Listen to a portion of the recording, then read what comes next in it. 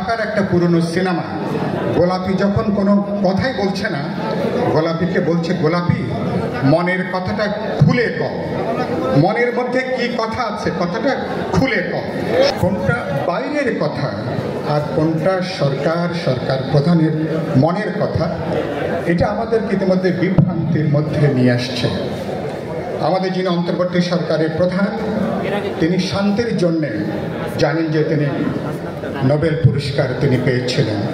কদিন আগে তিনি যখন বললেন এরকম একটা শান্তিতে নোবেল পুরস্কার মানুষ বললেন, একটা যুদ্ধ প্রস্তুতিতে তো বাংলাদেশকে যেতে হবে। যুদ্ধটা কার বিরুদ্ধে? যুদ্ধটা কার বিরুদ্ধে? শত্রুকে। তিনি এগুলো কোনো ব্যাখ্যা তিনি দাঁড় করেননি। অনেক প্রশ্ন এই বক্তব্যের মধ্য দিয়ে তৈরি হয়েছে। তার আগে কদিন আগে তার পররাষ্ট্র সচিব সরকার যখন বললেন যে বাংলাদেশের ভূখণ্ড ব্যবহার করে রাখাইন পর্যন্ত একটা মানবিক করিডোর দেবার নীতিগত সিদ্ধান্ত নিয়েছেন। সরকারের প্রধান উপদেষ্টার প্রেস সচিব একদিন পরেই তিনি বললেন এরকম কোনো সিদ্ধান্ত হয়নি। কথাটাই সেজন্য বললাম, এবং তারপরে আবার বললেন, এবং ইতিমধ্যে রাজনৈতিক দলগুলো আলাপ আলোচনা হয়েছে। তারা বলছেন, তারা নানা উদ্বেগ করেছেন এই করিডোর দেওয়ার সাথে আমাদের ভূ রাজনীতি, আমাদের জিওপলিটিক্যাল স্ট্র্যাটেজিক সমস্যা এবং আমাদের জাতীয় নিরাপত্তার প্রশ্ন আছে।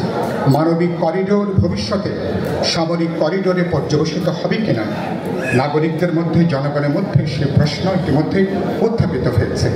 সে কারণের জন্য সরকারকে বলতে চাই, প্রধান উপদেষ্টা তিনি রাজনীতিক নন। রাজনীতিকদের মতন ঘুরিয়ে ফিরিয়ে কথা বলতে তিনি পছন্দ করেন না। সেজন্য আমরা চাইব তিনি পরিষ্কার কথা বলবেন, মনের কথা খুলে বলবেন। ঢাকার একটা পুরনো সিনেমা, গোলাপি যখন কোনো কথাই বলছে না, গোলাপিকে বলছে, গোলাপি মনের কথাটা খুলে কও, মনের মধ্যে কি কথা আছে কথাটা খুলে কও। সরকার উচিত হবে, বিচারের যে কাজ শুরু হয়েছে, বিচারটা দৃশ্যমানভাবে কোন পর্যায় পর্যন্ত এগোতে চান পরিষ্কার করে ছেড়ে কাশেন, পরিষ্কার করে কথা বলেন। সংস্কারে শুরু হয়েছে, প্রত্যেকে আমরা সংস্কারের পক্ষে। কোন পর্যায়ে কখন সংস্কারের যে বিশাল ডালিটা খুলেছেন, কখন কীভাবে এটা বন্ধ করবেন, ন্যূনতম সমঝোতা ঐক্যমতের জায়গাটা কীভাবে তৈরি করব, আর নির্বাচনের প্রশ্ন। তাহলে প্রত্যেকে আমরা বিচার, সংস্কার এবং নির্বাচন প্রত্যেকে গুরুত্বপূর্ণ। রাজনৈতিক দলগুলো সে ব্যাপারে আমরা প্রতিজ্ঞাবদ্ধ।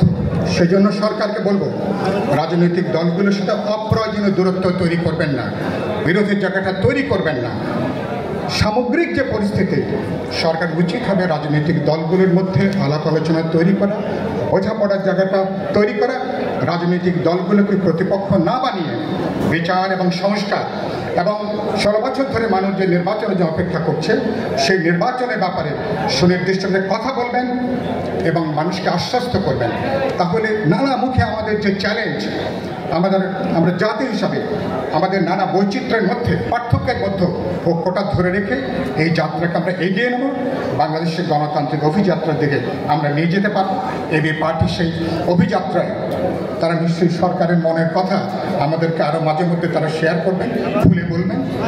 এখানে বসে মনে পড়ছিল একটা কথা, মান্না ভাই শুরু করেছিলেন দেশের পরিস্থিতিটা নিয়ে।